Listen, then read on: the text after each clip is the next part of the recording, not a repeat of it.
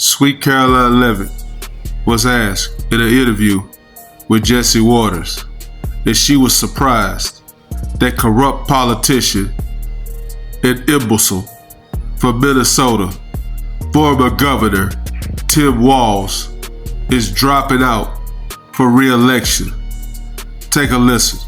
Unfortunately, it doesn't. The scale of the fraud that the Trump administration, with the help of great independent journalists like Nick Shirley, is uncovering right now is surely shocking. But President Trump has been calling out Tim Walz for his incompetence and corrupt leadership for a very long time. And Trump was right about everything. This is another example of that, which is why Governor Walz is dropping out of the race for re-election today. This is a man who can no longer even win the support of the voters within his home state because his policies have failed them. And now the great people of Minnesota, a state that was once known as the land of 10,000 lakes, has been turned into the land of 10,000 Somali schemes because of their governor. And don't forget, this is a guy who was at the top of the Democrat Party's ticket, the number 2. He was Kamala Harris's running mate just about a year ago until President Trump crushed them last November. And it was in large part because the president was calling out this fraud.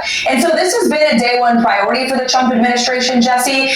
The Department of Justice has convicted and prosecuted nearly 100 defendants in Minnesota. And because of these new details and this new reporting that has come to light, this is a all hands on deck across the entire government effort. We are surging resources. You saw today the Department of Homeland Security announced we have nearly 2,000 agents from the Homeland Security Investigations Team. The FBI is on the ground, and we're freezing money. HHS cut off funding for child care centers and for daycares. USDA Secretary Rollins has been asking Governor Walz to see the recipients of SNAP in his state. So this is all hands on deck, rest assured. It's a top priority for President Trump, and he believes that Governor Walz is criminally liable, and I think the Department of Justice is going to find out. The waste, fraud, and abuse that has been going on in the U.S. government is nothing new. And we all know Ilhan Omar is next. Karoline Leavitt was then asked about Venezuela. Take a listen. So down in Venezuela, there's a lot of action.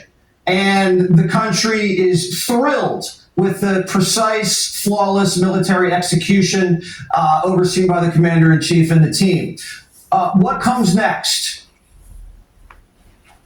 Well, first of all, I have to give incredible credit to President Trump, Secretary Hegseth, Secretary Rubio, our Vice President, J.D. Vance, the entire team across the board. This is undoubtedly one of the greatest foreign policy and military achievements the United States of America has ever seen. And as Joe Biden used to falsely say, we can now truly say America is back. Thanks to the courage of President Trump, thanks to the leadership of his amazing cabinet, and thanks, of course, to our brave men and women in the United States military. So now this exact same team of foreign policy leaders who have been running President Trump's Venezuela foreign policy this entire time will continue to do that. We have a lot of leverage over the remaining Maduro government right now. I know Secretary Rubio is in constant correspondence with them. We're going to make sure this country aligns with the interests of the United States of America. All right, and congratulations to you too.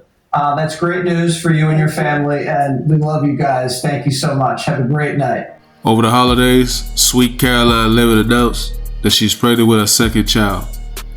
But back to these corrupt politicians. We know that this corruption doesn't just end in Minnesota.